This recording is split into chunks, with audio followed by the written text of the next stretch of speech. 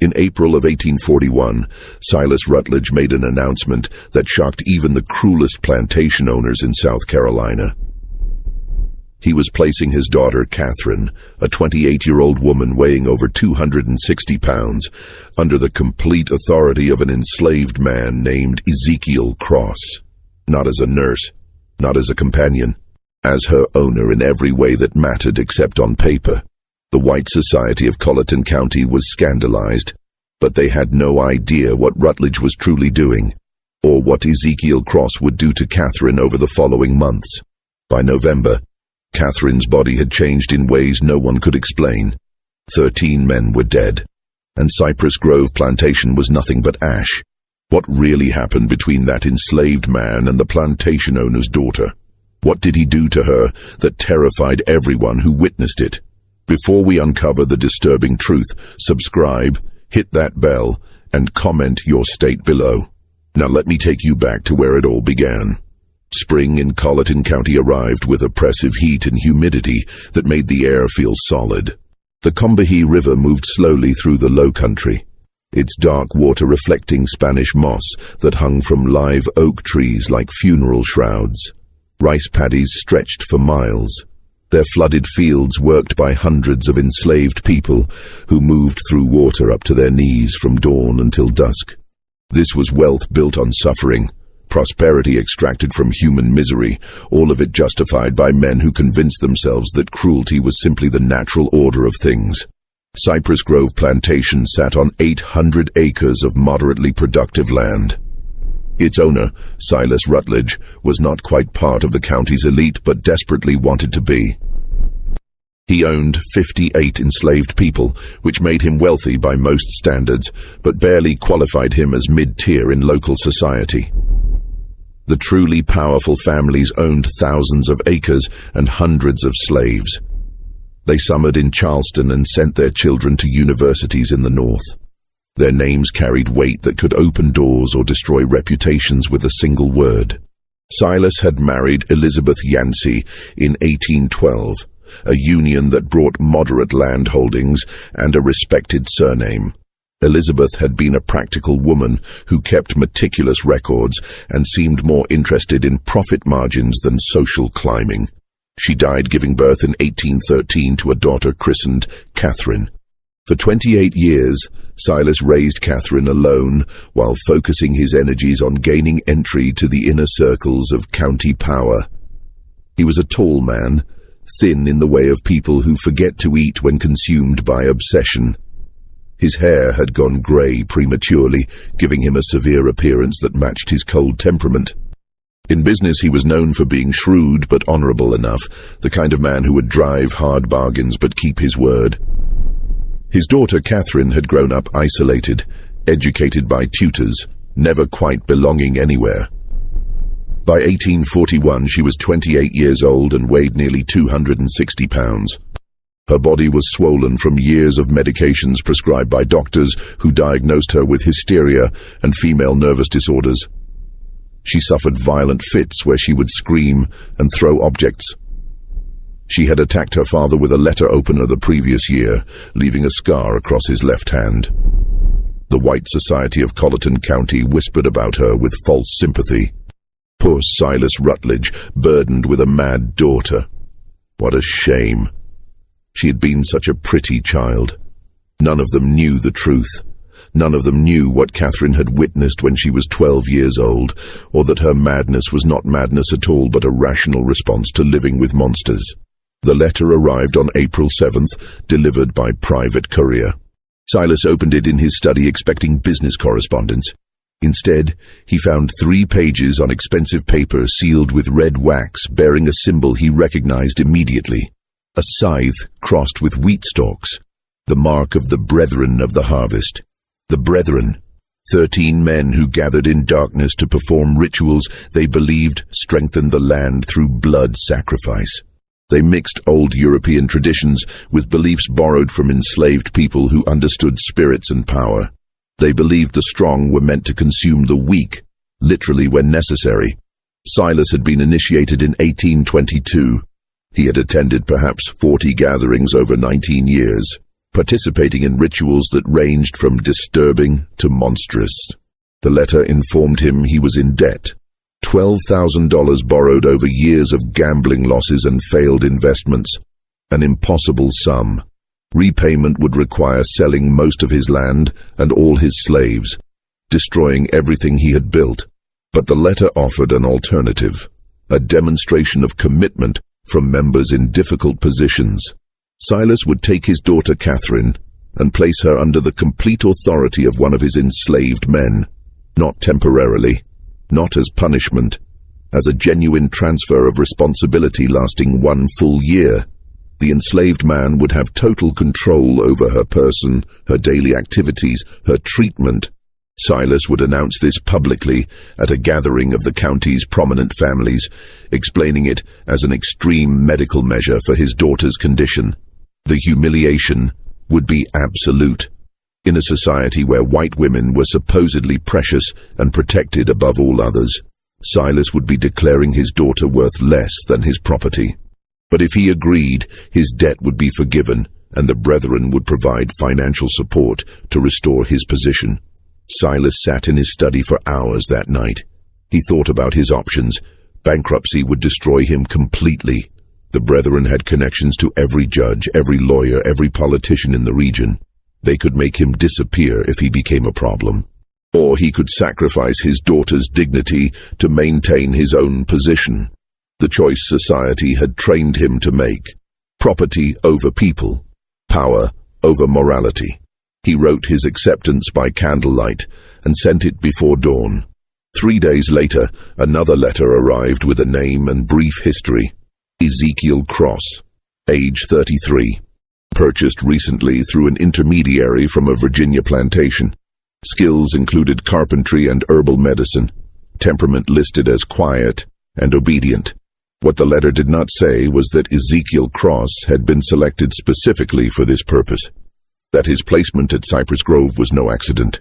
That he carried his own burning need for justice and the patience to wait for exactly the right moment. Ezekiel arrived on April 13th in a wagon driven by a slave trader named Henderson. The wagon pulled directly to the main house, unusual since most slave transactions happened near the barns. Silas came out onto the porch, shading his eyes against the morning sun. In the wagon bed sat Ezekiel. The first thing Silas noticed was his eyes. Most enslaved people kept their gaze down as a survival mechanism. But Ezekiel looked directly at Silas, his expression calm and assessing. It made Silas deeply uncomfortable. Ezekiel was tall, perhaps 6'2", with broad shoulders and lean muscle from a lifetime of hard labor. His skin was unmarked by whipping scars. His clothes were simple but clean. His hands were large and calloused, but his fingers had a precision that suggested skilled work rather than just brute force. Henderson climbed down and handed papers to Silas. Ezekiel Cross, as requested. Previous owner said he was quiet but capable. Your associates want you to know this one was carefully selected. Silas barely glanced at the papers. He addressed Ezekiel directly. You understand why you are here? Yes, sir. Ezekiel's voice was deep and measured with a slight Virginia accent. My daughter is unwell. You will be responsible for her care. Doctors have failed. You claim knowledge of herbal treatments? My grandmother was a healer, sir. She taught me before I was sold. The transaction completed quickly. Ezekiel was shown to a small cabin near the main house, separate from other slave quarters. He was given basic supplies and told his duties would begin the next day. He was informed that his sole responsibility was Catherine's care, and that failure would have severe consequences. Ezekiel nodded and said yes, sir, when required. Then he was left alone. For the first time since arriving, he allowed his expression to change. His jaw unclenched slightly. His shoulders relaxed. He sat on the bed and pulled from inside his shirt a small cloth bundle. He unwrapped it carefully, revealing a piece of worn paper with 3 names written in a child's uncertain handwriting. Sarah, Benjamin, Ruth, his wife, his son, his daughter, sold away from him 3 years ago to a plantation in Alabama known for working slaves to death. He had learned they all died within 18 months. Sarah from untreated fever. Benjamin from an injury that turned septic. Ruth from simply giving up. A 6-year-old child who stopped eating because she could not understand why her family had been torn apart. And Silas Rutledge had been the one to sell them. Not because he needed money, not because they had done anything wrong, but because he had been demonstrating to the brethren that he could make hard decisions without sentimentality. He had split a family like kindling for burning. Ezekiel had spent 2 years working his way south, deliberately getting sold from plantation to plantation, always gathering information. He learned about the brethren through whispers. He learned about their rituals and members. He learned they considered themselves above any consequence. When the opportunity came to be sold to Rutledge specifically, Ezekiel knew this was his chance. He would have access to Rutledge's house, to his secrets, to his vulnerabilities. And sometimes justice came not from courts or laws, but from patience and planning, and being willing to become exactly as monstrous as necessary. He folded the paper with the 3 names and tucked it away. Then he lay back and stared at the ceiling and began planning what came next. His first day began on April 14th. A house slave named Judith, middle-aged with graying hair, brought him to Catherine's room on the 2nd floor. She knocked reluctantly. "Miss Catherine, your father has brought someone to help with your treatments." A crash from inside, something heavy hitting the wall. Then Catherine's voice, slurred but venomous. "I do not want more treatments." "Send him away." Judith looked at Ezekiel with sympathy. "She has bad days. This is one." Ezekiel opened the door and stepped inside, closing it before Judith could follow. The room was large but dark, heavy curtains drawn. The air was stale, smelling of unwashed bedding and something else, the sweet rot smell of mercury. Books scattered across the floor, a shattered picture against the wall. Clothes everywhere. Catherine sat in a chair by the cold fireplace, wrapped in a stained dressing gown. Her dark hair hung loose and tangled. Her face was puffy, eyes unfocused. Her hands trembled continuously on the chair arms. She looked at Ezekiel with confusion, then fear, then anger. "Who are you?" I said. "No more doctors." "I am not a doctor, miss. My name is Ezekiel. Your father asked me to help you." "Help?" She laughed harshly. "That is what they all say. Help, treatment, medicine. They mean poison. They mean chains. They mean silence." She stood suddenly swaying. "I know what this is. He is punishing me again, for remembering, for speaking, for refusing to forget." Ezekiel stood still, non-threatening. "What are you supposed to forget?" The question caught her off guard. Her anger flickered to something more vulnerable. "You do not know?" "I know nothing, miss. Only that your father says you are unwell."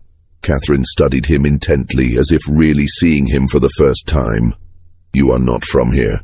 "Virginia originally, miss." "Do you know what happens in this house? What they do in the cellar?" Ezekiel's pulse quickened, but he kept his expression neutral.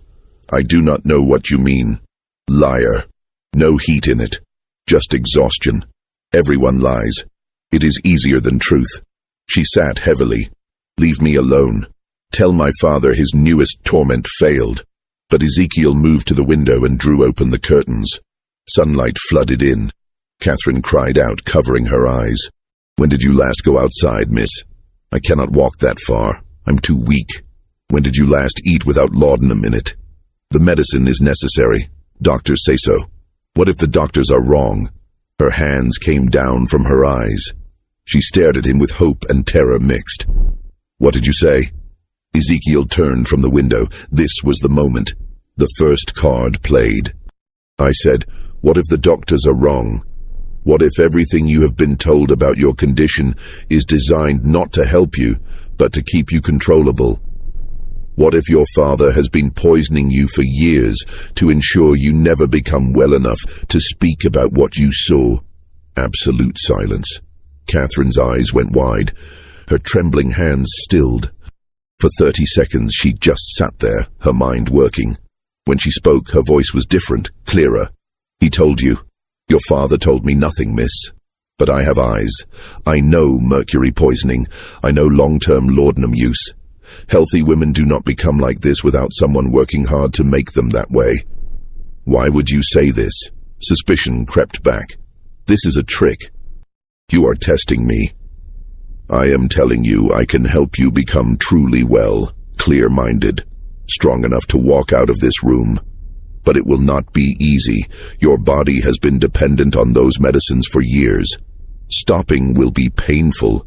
You will feel worse before better, and your father will not approve. Then why would you do it? Ezekiel met her eyes. Because I have my own reasons for wanting Silas Rutledge to suffer, and the best way to make him suffer is to give him back a daughter who is sane enough to remember everything and strong enough to speak about it. The truth. Dangerous to speak so plainly. But Catherine was damaged, not stupid. She would see through manipulation, but genuine common cause that she might believe. You want revenge on my father? Yes, miss. What did he do to you? He sold my family, my wife and 2 children.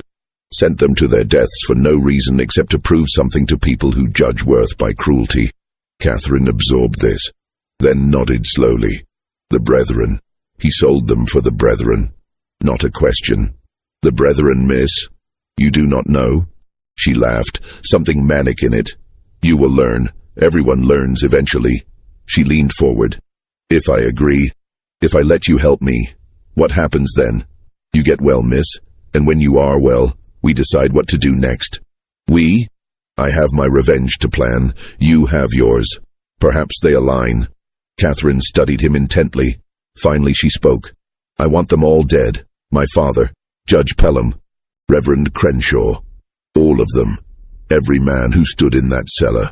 I want them to suffer first, to know it is coming, to beg. Then I want them dead.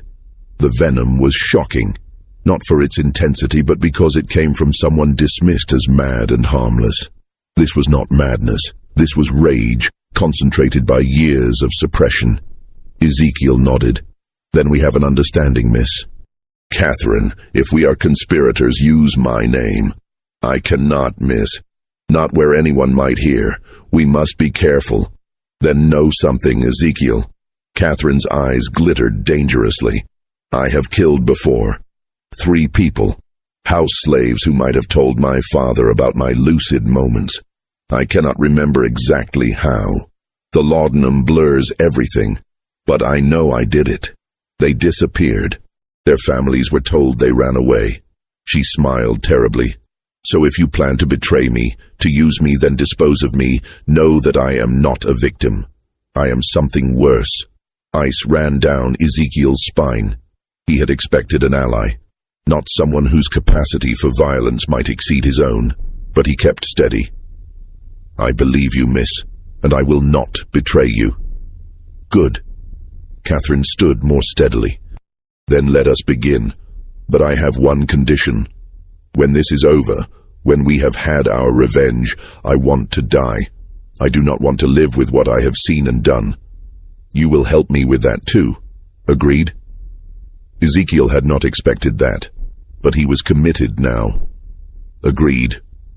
Then we have a deal. Catherine extended her hand. After hesitation, Ezekiel shook it. Her grip was stronger than expected. Over the following week, Ezekiel began Catherine's treatment. He gradually reduced her laudanum, replacing some with herbal tinctures. Valerian root for anxiety and sleep. Chamomile for digestive distress. Milk thistle to help her liver process accumulated toxins. The process was brutal. Catherine spent 3 days in bed with fever, shaking and vomiting. Ezekiel stayed with her through it, holding a basin while she was sick, wiping her face with cool cloths, speaking quietly just to remind her she was not alone. When the worst passed, she was weak but clearer than she had been in years. The constant tremor decreased. Her speech was less slurred. She could focus on reading. Then real work began. Ezekiel had her walking, short distances at first, from her room to the hallway end and back. It exhausted her, but he insisted. Every day a little further. He adjusted her diet, bringing lean meats and vegetables instead of heavy pastries. He limited portions strictly, though she fought him, years of using food as comfort making restriction difficult. While working on her physical recovery, they talked. Catherine told him about the cellar, about what she saw at 12. She described it in detail that made Ezekiel's stomach turn, but he listened without interruption. She told him about years of gaslighting that followed, her father convincing everyone, including herself, that she was mad, that she invented memories, that nothing she said could be trusted. She told him about the journal she kept hidden, pages documenting dates and times when her father left late at night, names of visitors at strange hours, sounds from below that should not be possible. Ezekiel told her about his family, about Sarah, who sang while working and taught their children to read despite the danger, about Benjamin, who at 8 could do mathematics that amazed overseers, about Ruth, who loved flowers and picked wild blooms to make their cabin beautiful. He told her how Silas came to the Virginia plantation with a buyer's warrant, how he inspected them like livestock, how he agreed to purchase all 3 for reasonable price, then changed terms at the last moment, saying he only needed the woman and children, not Ezekiel, how he deliberately split the family for no practical reason but simply because he could. He smiled when he did it. Ezekiel said quietly, "That is what I remember most. My son crying, holding my leg, begging, my wife trying to be strong, telling Benjamin to be brave, and your father smiled, like it pleased him to cause that pain." Catherine listened with newly clear eyes. "I am sorry. I know sorry is just a word, but I am sorry you suffered because of what my father is. You are not responsible for what he does, miss. No. But I am responsible for what I do next, and I promise you, Ezekiel, he will pay for what he took from you. They will all pay." The formal announcement was scheduled for April 29th. 41 people gathered in the Cypress Grove dining room for what invitations described as an important family announcement. The county's elite arrived in carriages, Judge Pelham with his wife Eleanor, Reverend Crenshaw with his daughter, Marcus Fanning and his family, Benjamin Lyle from the bank. The meal was elaborate: oysters, roasted duck, multiple rice dishes, sweet potatoes, fresh bread. A towering cake for dessert. Through it all, Catherine sat at her father's right hand, eating sparingly, speaking when spoken to but volunteering nothing. Ezekiel served alongside other house slaves, moving quietly, refilling glasses, clearing plates. He was invisible to most guests, but he listened to every word, watched every interaction, filed away information. After dessert, Silas stood and tapped his glass. "My friends, thank you for joining us. As you know, Catherine has been unwell for years. We tried every treatment, doctors from Charleston, a specialist from Philadelphia. Nothing helped, until recently." He gestured toward Ezekiel. 2 weeks ago, I brought in Ezekiel, who has knowledge of herbal medicine. As you can see, Catherine is much improved. Clear-eyed, calm, more herself than in many years. Polite murmurs around the table. Catherine kept her expression neutral, though Ezekiel saw her hands gripping her napkin beneath the table. "This improvement," Silas continued, "has led to a difficult decision. Catherine requires ongoing care more intensive than our household can provide. After much consideration, I have decided Ezekiel will assume full responsibility for my daughter's welfare. He will have complete authority over her treatment, daily activities, and living arrangements, effective immediately." The murmurs changed tone. Confusion now. Several guests exchanged glances. Mrs. Pelham's face registered shock. Marcus Fanning spoke up. "Silas, I do not understand. You are placing your daughter under a slave's care, permanently. I am placing her with someone who succeeded where others failed. My daughter's health is more important than social convention." "But surely," Reverend Crenshaw interjected carefully, "there are other options. A companion, a nurse, someone more appropriate." Silas's expression hardened. "I have made my decision." Catherine agrees. "Do you not, daughter?" All eyes turned to Catherine. This was the moment. She could refuse, could expose everything, could bring it all crashing down. Instead, she smiled. small, controlled, revealing nothing. I trust my father's judgment. Ezekiel has been kind and his treatments help. I am content with this arrangement. Perfectly delivered. But Ezekiel saw what others did not. Saw her knuckles white on that napkin. Saw the flash in her eyes promising violence. She was playing the required role, the obedient daughter. But inside she was screaming. The evening passed in awkward conversation. Some guests left early. Others stayed to speak with Silas privately, asking questions they did not want public. Ezekiel caught fragments. Are you certain this is wise? What will people say? The brethren will not approve of this becoming public. That last from Judge Pelham, spoken low near the study. Silas's response was too quiet to hear, but whatever he said made Pelham nod and clap his shoulder.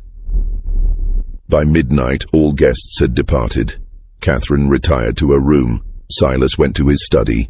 Ezekiel helped with cleanup, then made his way upstairs. He knocked softly on Catherine's door. Come in.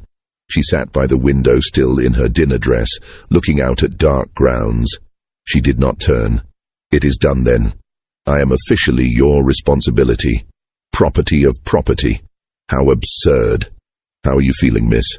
I want to burn this house down with everyone in it, but we must be patient. Is that not what you tell me? Yes, miss. I agreed because I want them to feel secure. I want them to think this is just my father's eccentricity. I want them to forget about me while we work. She turned to look at him. Did you see their faces? The disgust, the pity. They think I am pathetic. They have no idea what we are planning. And what exactly are we planning, miss? Catherine moved to her dresser and pulled out a wooden box. Inside were papers covered in her handwriting. I have been documenting everything I remember for years. Dates, names, ritual descriptions, coded so it looks like nonsense if found. But I can decode it. We have enough to destroy 20 men. And will anyone believe us, miss? A woman recently recovered from madness and an enslaved man. No. Which is why we need proof they cannot dismiss. Real physical evidence. She pulled out one specific page. I know where they keep their records. The Brethren maintains a ledger of all activities. Every ritual, every sacrifice, every member's participation. It ensures everyone is equally guilty. My father mentioned it years ago before he realized I would remember. Where is this ledger? In the cellar. There is a hidden room beyond the main chamber. I never saw inside, but I heard them talk about it. That is where they keep everything they cannot afford to lose. Ezekiel felt excitement mixed with dread. Such a ledger would be devastating evidence, but getting it meant going into the heart of the Brethren's domain. We would need to access it when the house is quiet. My father travels to Charleston monthly for business.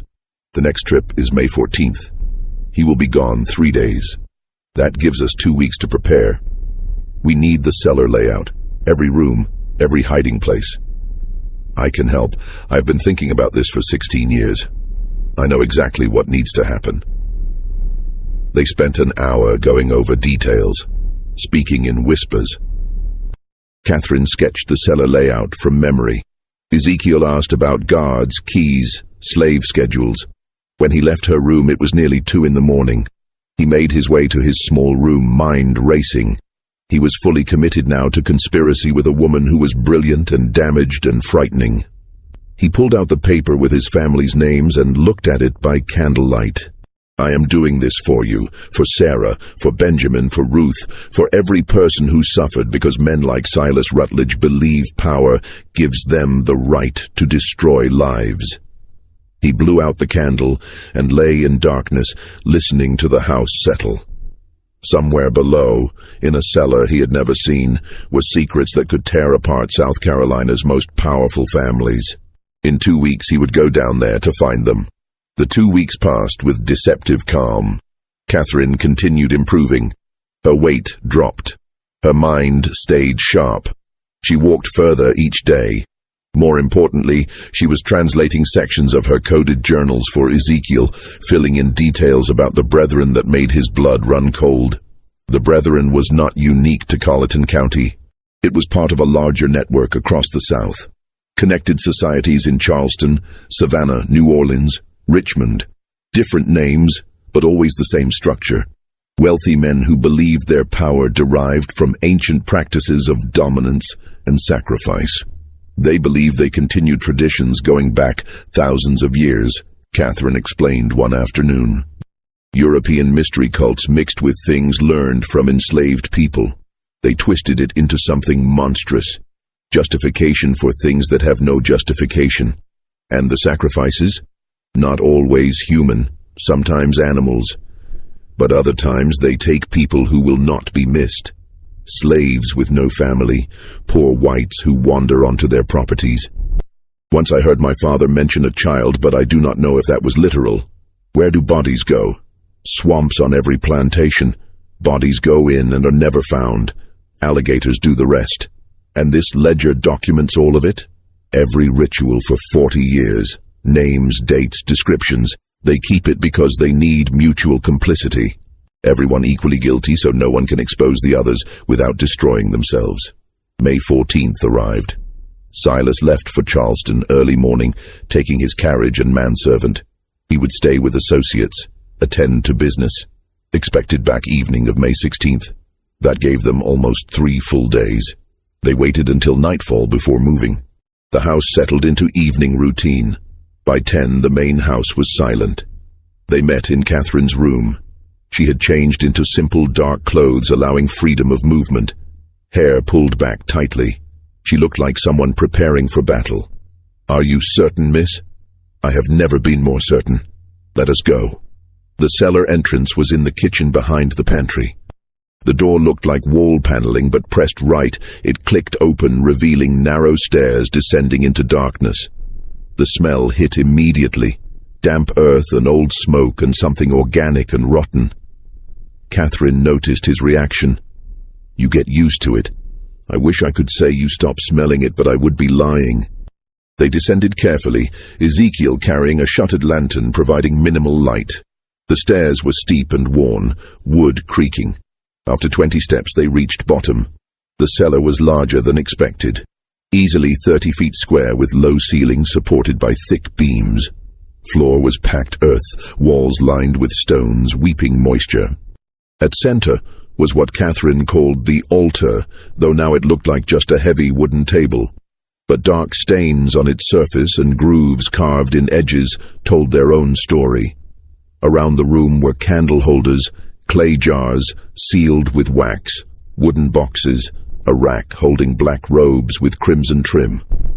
Along one wall, shelves containing books and papers. Catherine moved with certainty of someone following a memorized map. She led Ezekiel to the far wall where stones seemed solid, but she pressed one particular stone and something clicked. A section swung inward, revealing another chamber. This room was smaller, 10 feet square, and here the brethren kept its secrets. The ledger sat on a wooden stand in the center. Massive, 2 feet tall and 18 inches wide, bound in dark leather with metal clasps. Next to it were smaller journals. Around the walls were shelves containing jars Ezekiel refused to examine too closely. "There," Catherine whispered, pointing. "That is what we need." Ezekiel moved to the stand and opened the book carefully. Pages were thick parchment covered in meticulous handwriting. Names and dates going back to 1800. Ritual descriptions written in clinical detail, like scientific experiments rather than atrocities. He began reading, and with each entry his horror deepened. These men had not just committed occasional violence. They made it systematic. Regular gatherings every 6 weeks. Rituals timed to agricultural cycles, believing blood-fed land. They had killed at least 37 people over the years, probably more. Mostly enslaved people, but also poor whites, indigenous people, anyone vulnerable. And notes about consumption. They had not just killed, they had eaten. Pieces of victims prepared specific ways, consumed during ritualistic meals they believed transferred power. "Dear God," Ezekiel whispered, "this is worse than I imagined. I tried to tell you." Catherine's voice was flat. "I watched them when I was 12. I watched them cut pieces from that woman on the altar. I watched my father raise a goblet and drink. Then I spent 16 years being told I was insane, that I imagined it all. But I knew. I always knew. Ezekiel turned pages looking for entries about his family. He found them in October 1838. 3 lines. Purchased family unit from Virginia. Woman Sarah. Children Benjamin and Ruth. Separated from male to demonstrate resolve. Sent to Alabama contact. Payment received. 3 lines. That was all his family's destruction merited. We need to take this, Ezekiel said, voice tight with rage. No. Catherine's hand on his arm. If we take it now, they will know immediately. We need to copy the most important entries first. She was right, but Ezekiel wanted to burn everything. But revenge required patience, required being smarter than the enemy. They spent 3 hours working. Catherine had brought paper and ink. She copied entries about specific rituals focusing on ones naming current members. Ezekiel documented victims, creating a list of names and dates that could potentially be cross-referenced with other records. Exhausting work made worse by the content. Several times Ezekiel had to stop, hands shaking too badly. Once Catherine left the chamber entirely, overcome by memories. But slowly, methodically, they built their case. Page after page of evidence. They were so focused, neither heard footsteps on the cellar stairs. First indication something was wrong was when light flared in the outer chamber, lantern light much brighter than their single lamp. Ezekiel looked up sharply, blood going cold. Silas Rutledge stood in the doorway flanked by 2 other men. Behind them, at least 4 more figures in the main cellar. I must admit, Silas said calmly, I am impressed. I did not think you would find the inner chamber. Catherine stood slowly, placing herself between her father and Ezekiel. You were supposed to be in Charleston. I was supposed to be, but I never trusted your miraculous recovery. So I made arrangements. I left this morning, yes. But I returned this afternoon and watched the house all evening waiting to see what you would do. He stepped into the chamber, the 2 men blocking the exit. Did you really think I would not anticipate this? That I would not prepare for the possibility you might remember, might seek revenge? You have been poisoning me for 16 years. Catherine's voice steady despite everything. And you expect me to simply accept that? I expect you to understand it was necessary. You saw something you should not have. A child. You could not understand. I could not allow you to destroy everything. I was 12, and I watched you murder a woman and eat her flesh. That was not fear, Father. That was a reasonable response to witnessing evil. Evil. Such a simple word. Silas moved further into the room, eyes moving between Catherine and Ezekiel. And you. Using my daughter to get to me, filling her head with ideas of revenge. Ezekiel said nothing, calculating distances and odds. 7 men against 1, with Catherine in no condition to fight. The situation looked hopeless. Silas seemed to read his thoughts. Do not do anything foolish. I do not want to hurt either of you. Not permanently. But I cannot have this rebellion continuing. He gestured to the men behind him. Bring them upstairs. We need to discuss what happens next. They were taken to Silas's study and locked inside together. The room was windowless except for 1 high transom impossible to reach. The door was heavy oak, locked from outside. As soon as they were alone, Catherine moved to Ezekiel. Are you hurt? No, miss. But we are in serious trouble. Yes, but not as much as you think. She pulled something from inside her dress. The papers they had been copying. I managed to keep these. He did not search me. Too confident. That will not help if we are dead. We are not going to die, not tonight. Catherine's eyes were calculating. My father will want to resolve this without killing me if possible. I am still his daughter, his blood. That gives us leverage. Over the next hour they heard arrivals. Voices in the hall, men gathering. The brethren was assembling. Finally the door opened. Marcus Fanning stood there, face grim. They are ready for you. Come peacefully, and you will not be harmed. They were led down to the cellar again. This time the main chamber had been transformed. All 13 brethren members present, dressed in ritual robes. Candles burned in every holder. The altar was draped with crimson cloth. 13 chairs arranged in a perfect circle, all occupied except Silas's at the altar's head. Ezekiel and Catherine were positioned in the circle's center, forced to stand facing Silas. The other members watched with expressions ranging from curiosity to hostility. Silas removed his hood. "Brothers of the Harvest, thank you for coming on short notice. We face a crisis. My daughter and her associate discovered our inner chamber. They saw the ledger. They were copying entries when I interrupted them." Judge Pelham spoke up. "Then they must be silenced. Permanently. This is not complicated."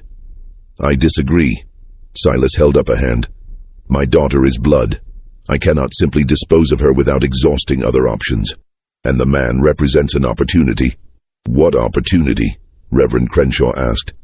"To test something I have long believed, that a person can be drawn into our work through their own actions if framed correctly." Silas turned to Ezekiel. "You want revenge on me. You want to destroy me for what I did to your family. I understand that. But what if I offered you a different kind of revenge, a more meaningful one?"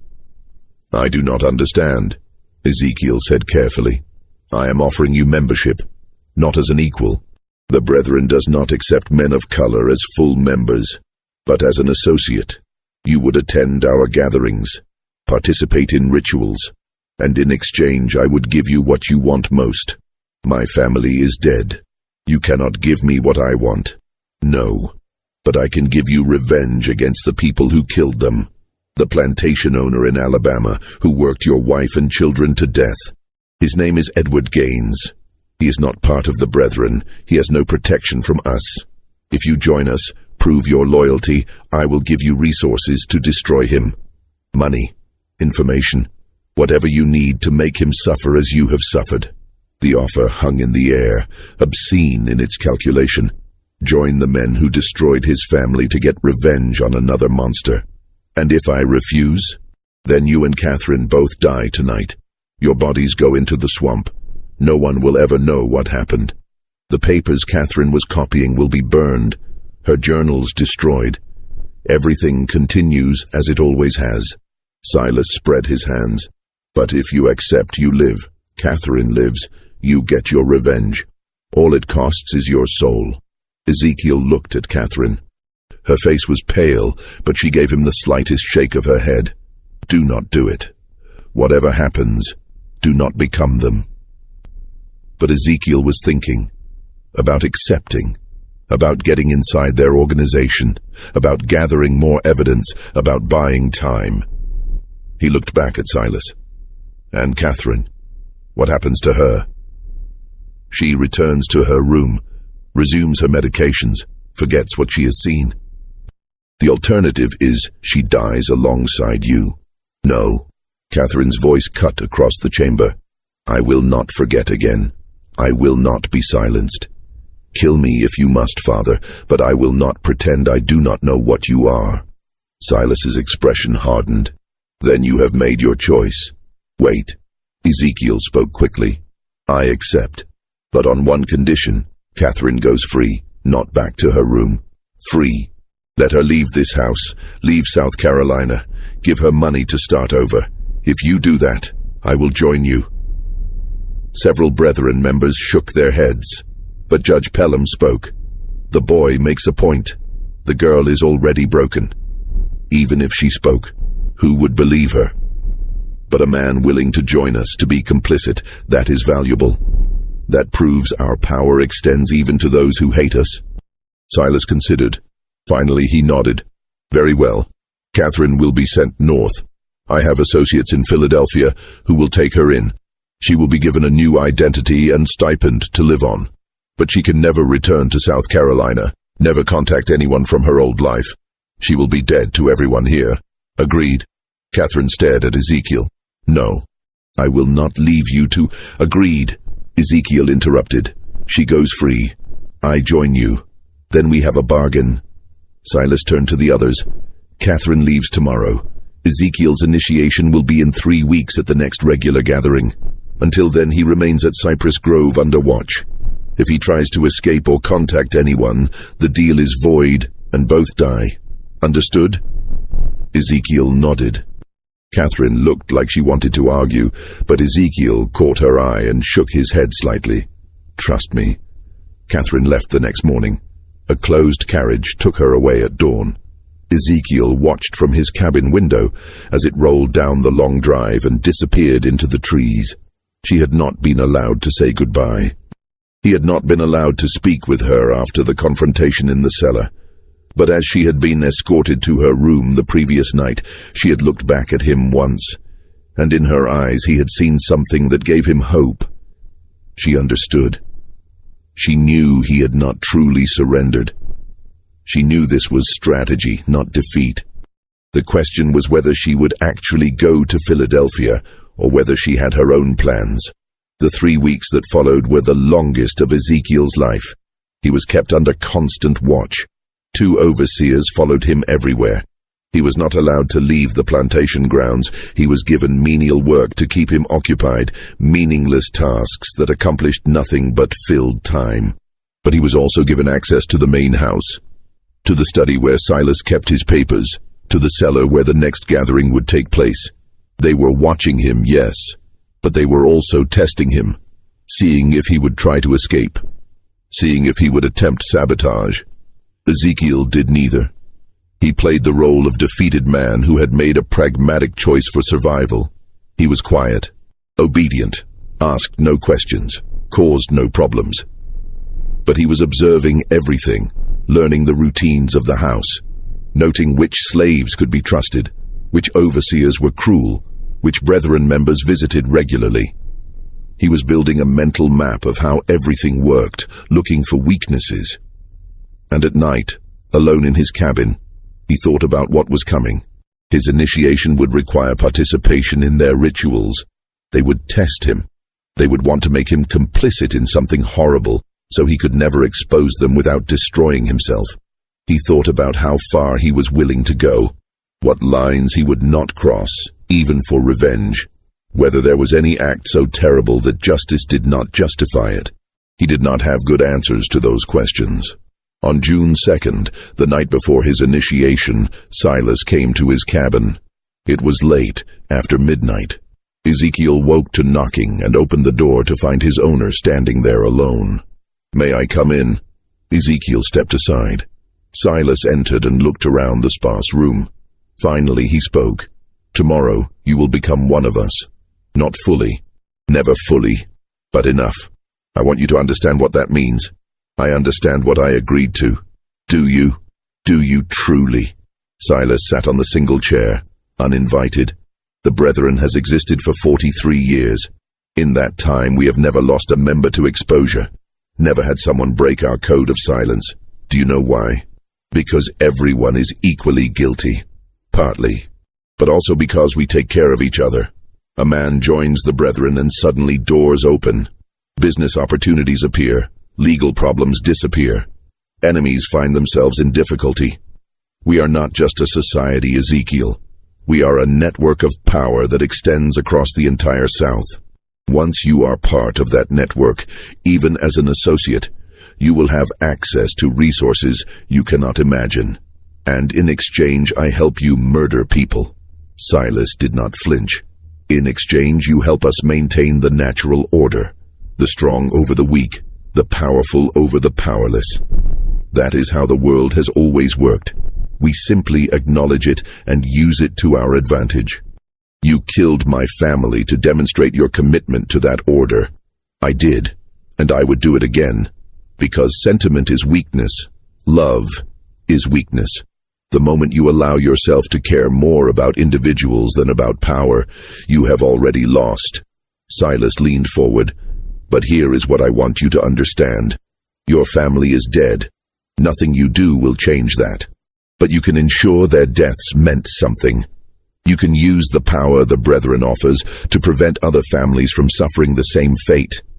You can work from inside our organization to make changes, to push for less brutal treatment of slaves, to advocate for better conditions. You will have a voice at our table that is worth something. It was almost convincing. almost. The idea that Ezekiel could become some kind of reformer from within, using his position to help others. But he knew it was a trap, a rationalization. The moment he participated in their rituals, he would be compromised. The moment he accepted their power, he would be corrupted by it. "Why are you telling me this?" Ezekiel asked. "Because I want you to succeed. Because having you as an ally is more valuable than having you as an enemy. Because I killed your family, but I do not want to kill you." Silas stood. "Tomorrow night, you will be asked to do something difficult, something that will test whether you truly commit to this path. I am telling you now, whatever you are asked to do, do it. Do not hesitate. Do not show weakness. Because if you fail the test, both you and Catherine die. Yes, I know she is not really in Philadelphia. I know she is hiding somewhere planning her own revenge. But I have people watching for her. The moment she surfaces, if you have not proven yourself, she will be found and killed. Do you understand?" Ice flooded through Ezekiel. Catherine was alive, but she was in danger, and his actions tomorrow would determine whether she lived or died. "I understand," he said quietly. Silas nodded and left without another word. Ezekiel sat alone in the dark cabin, thinking about the impossible position he was in. He had to participate in something monstrous tomorrow, had to prove himself to monsters, had to become complicit in evil, or he had to find another way. A third option that neither Silas nor the brethren anticipated. He pulled out the paper with his family's names, looked at them in the moonlight coming through the window. "Forgive me," he whispered, "for what I'm about to do, for what I have to become. I promise you it will not be for nothing." The gathering began at midnight on June 3rd. Ezekiel was brought to the cellar by two brethren members who stripped him to the waist and tied his hands behind his back. They led him down the stairs into the candlelit chamber where all 13 members waited in their robes. Silas stood at the altar's head. "Brothers of the harvest, tonight we conduct an initiation unlike any in our history. We bring into our circle a man who has every reason to hate us, a man who has lost everything because of what we represent. We do this to prove that our power extends even to our enemies, that anyone can be brought into the fold if the price is right." He gestured, and two more brethren members brought forward a figure, bound and gagged, struggling weakly. They placed the person on the altar and stepped back. It was a young woman, enslaved, maybe 18 or 19 years old, terrified. "This is your test, Ezekiel," Silas said. "To join us, you must participate in our ritual. You must take the knife and make the first cut. You must prove that your desire for revenge against Gaines is stronger than your moral objections to our methods. If you refuse, you die here tonight.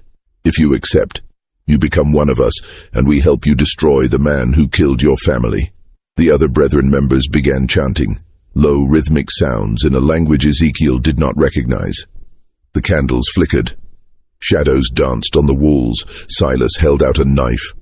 Long blade, wickedly sharp, handle wrapped in leather. "Take it. Make the choice." Ezekiel looked at the woman on the altar. She was crying, trying to scream through the gag. Her eyes found his, and in them he saw every enslaved person who had ever suffered at the hands of people like the brethren. He saw Sarah, Benjamin, Ruth. He saw himself. He looked at the knife, at Silas, at the 13 men watching to see what he would do. This was the moment, the point where he would either become a monster or die resisting. But there was a third option, one he had been planning for 3 weeks, one that required perfect timing and absolute commitment. He took the knife. The brethren members nodded approvingly. Silas smiled. The chanting increased in intensity. Ezekiel stepped toward the altar. The woman's eyes went wide with terror. He raised the knife, and then he moved, not toward the woman, toward the nearest brethren member. The knife flashed in the candlelight and buried itself in the man's throat before anyone could react. Blood sprayed. The man collapsed. Ezekiel grabbed the fallen member's robe, pulling it off in one motion. He threw it over the nearest candles, plunging half the room into darkness. Chaos erupted. He moved through the confusion like violence incarnate, years of rage focused into action. He grabbed another man, using him as a shield as someone swung at him, threw the body into two more members, tangling them, kicked out at a knee, heard bone crack, grabbed a candle holder and smashed it into a face. The brethren were powerful men, but they were not fighters. They were soft, privileged, used to others doing violence for them. Ezekiel was none of those things.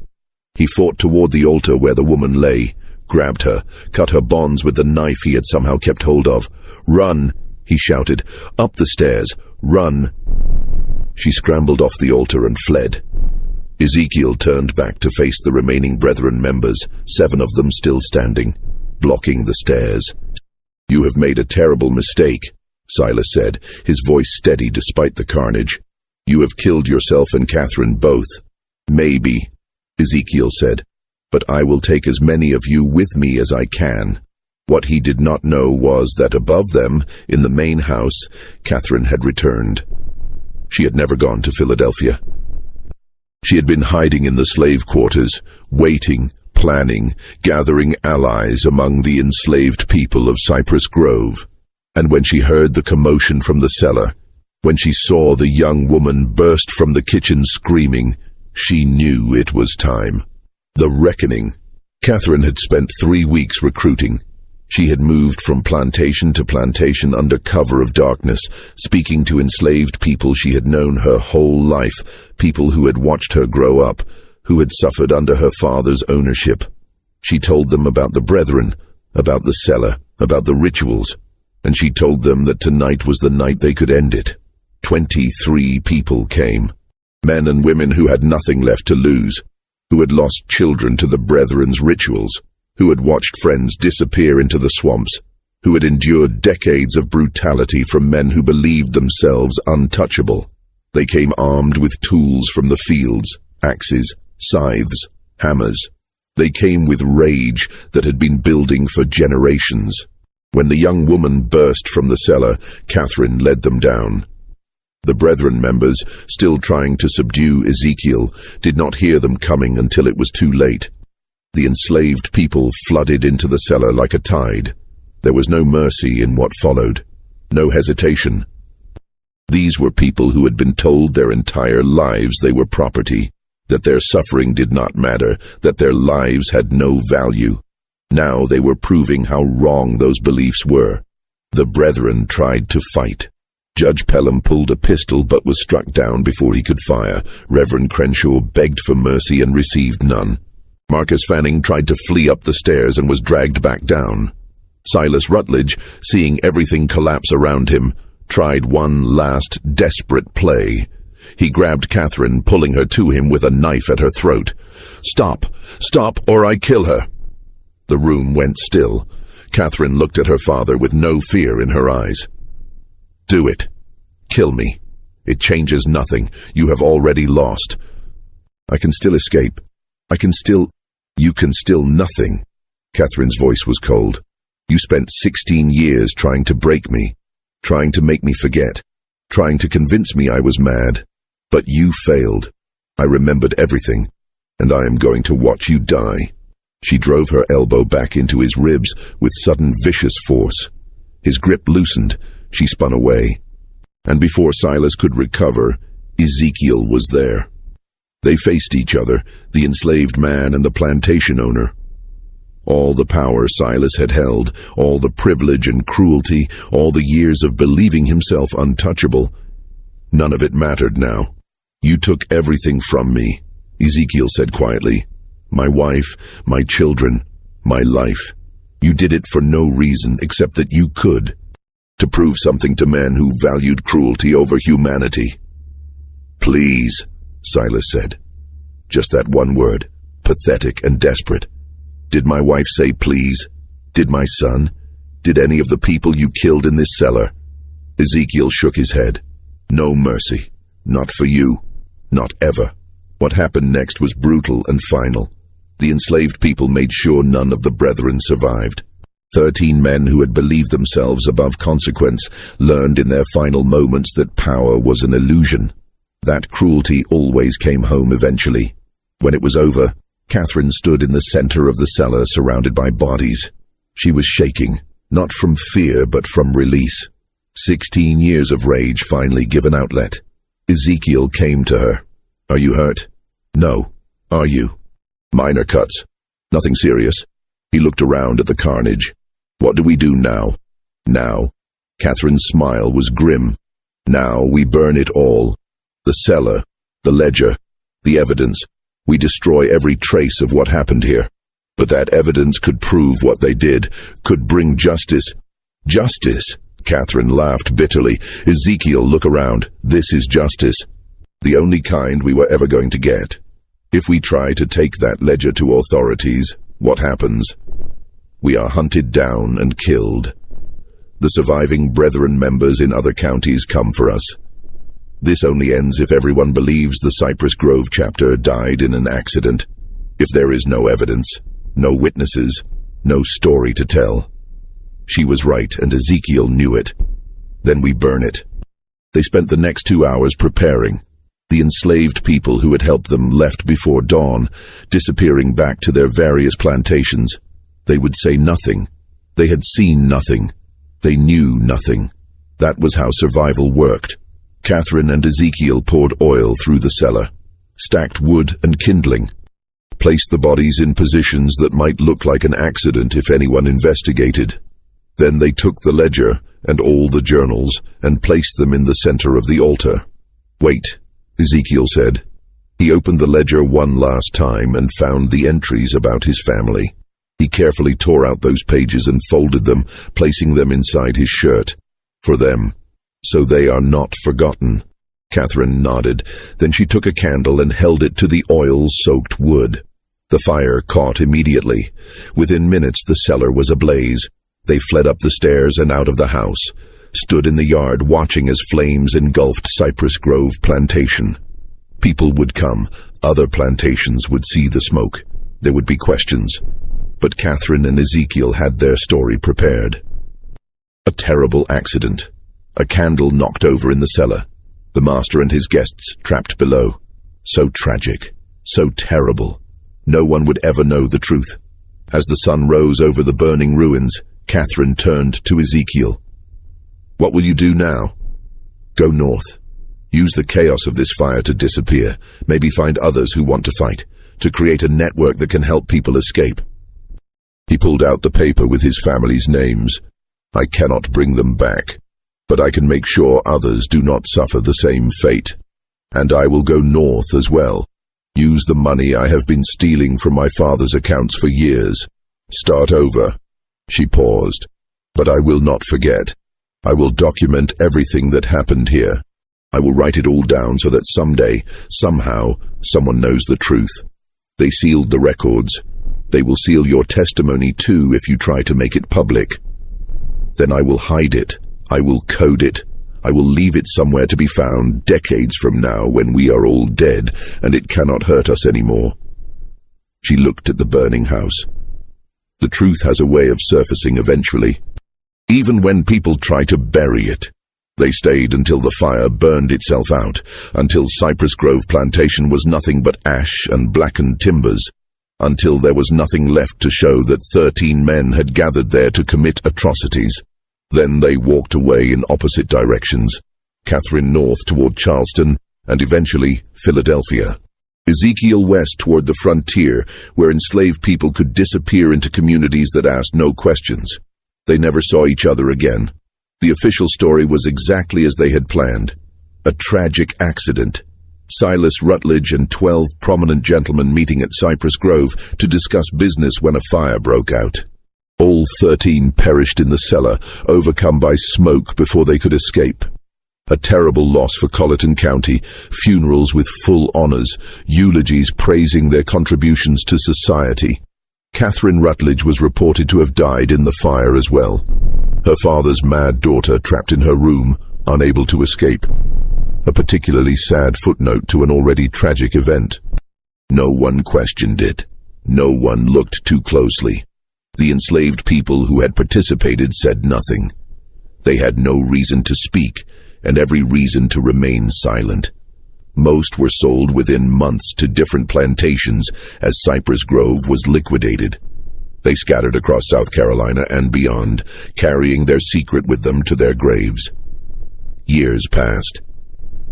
The ruins of Cypress Grove were eventually demolished, the land sold, new buildings constructed. Life moved on as it always does, covering over the past with the present. But whispers persisted, stories told in slave quarters late at night, about the plantation where the masters burned, about the night justice came to men who thought themselves untouchable, about the woman and the man who made it happen. The stories changed with each telling, becoming legend, becoming myth. But the core remained. That cruelty had consequences, that power was not absolute, that sometimes the powerless found their power. In 1863, during the Civil War, Union troops occupied the area where Cypress Grove had stood. They found evidence of old tunnels beneath the property, found bones in the nearby swamp, found markings on trees that suggested ritual sites. But the war moved on, and no one had time to investigate further. In 1971, during demolition work, a journal was found sealed in a wall. It detailed everything: names, dates, rituals, victims. But as Catherine had predicted, it was coded. And before anyone could fully decode it, the journal vanished from county records. Some say it was destroyed. Others say it was taken by descendants of the Brethren families, protecting their ancestors' secrets. A few believe it still exists somewhere, waiting to be rediscovered when the time is right. What is known is this: 13 prominent men died in a fire in 1841. Catherine Rutledge disappeared shortly afterward, though no body was ever confirmed found. An enslaved man named Ezekiel Cross was reported sold to a plantation in Alabama, but no record of the transaction exists.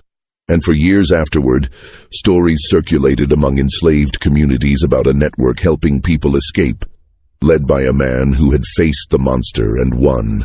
Whether those stories were true or just wishful thinking, no one can say for certain. But sometimes truth lives not in official records, but in the stories people tell, in the memories they keep, in the justice they remember, even when history tries to forget. This mystery shows us that power built on cruelty is never as solid as it seems, that secrets kept in darkness eventually find light, that the people deemed powerless often hold the most dangerous power of all.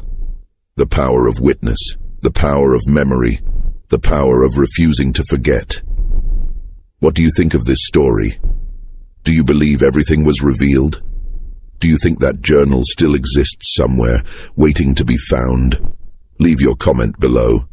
If you enjoyed this tale and want more dark historical mysteries like this, subscribe to Liturgy of Fear, hit the notification bell so you never miss a story, and share this video with someone who loves mysteries that blur the line between history and horror. These stories need to be remembered. These voices need to be heard. See you in the next video.